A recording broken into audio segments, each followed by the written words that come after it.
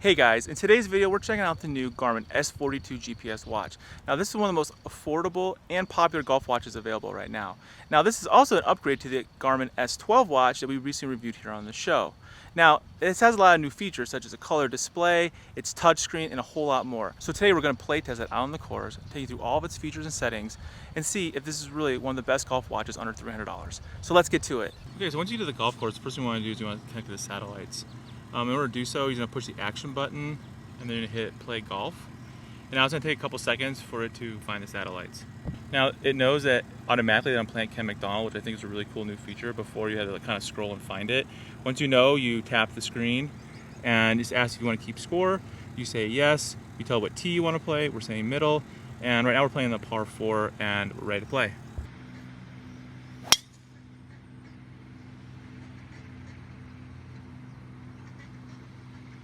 Okay, so now we're going to measure with our rangefinder to see how far we really are.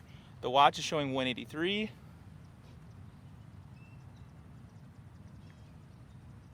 And the rangefinder is showing 182. So that's pretty close.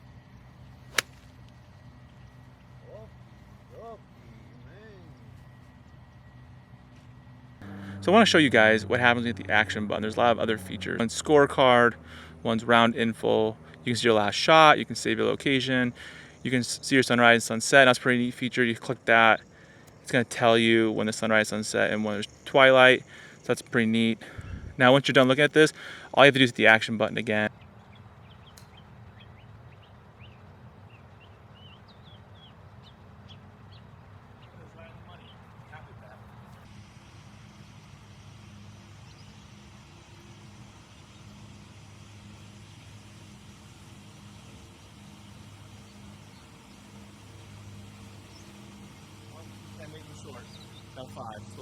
So one really cool feature on the S42 is that it automatically knows when you're done with the hole. In order to do your score, it knows, okay, this is a par 4, but I didn't get a 4. So if I had got a birdie, all I have to hit is the minus button.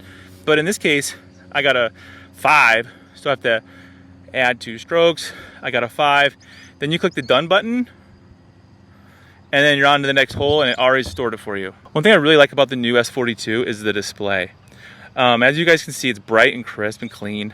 But looking at it, it tells you the hole you're on, the par, the 254, the top number, that is back of the green, middle of green, front of green. And I just think it's really bright and crisp, and I love it. Whoa. Where'd it go? Right. Now, if you want to see more features of the hole, you push this down arrow, and it shows you that there's a bunker 274 yards to the front. And if you scroll down again, you say, okay, if you hit 199, you'd be laying up and not getting close to it. It's really good to use this on course to figure out where you want to hit your next shot, and it really saves you a lot of extra shots. So I think it's a fantastic feature with the S42. Another great new feature with the S42 that's an upgrade from the S12 is if you look up top where it says the 162, that's your measured distance. Now, before, the measured distance was it took a couple screens to get to, and it was kind of clunky. It worked, but it was kind of clunky. Here it automatically just tells you, which I think is just an awesome new feature with the S42.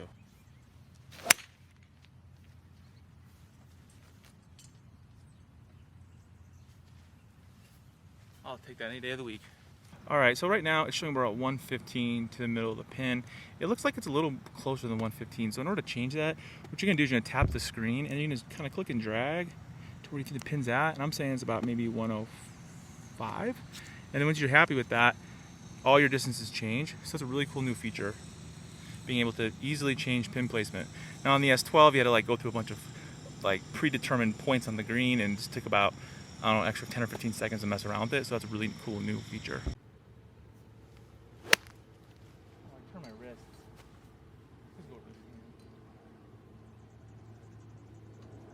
A little bit too much club, and I turned my wrist on that shot, so that's not what I wanted to do. So in order to show you some of the other features when the watch is turned off, let's go ahead and end the round. We hit the action button. We're going to go down to end round. Go ahead and save it.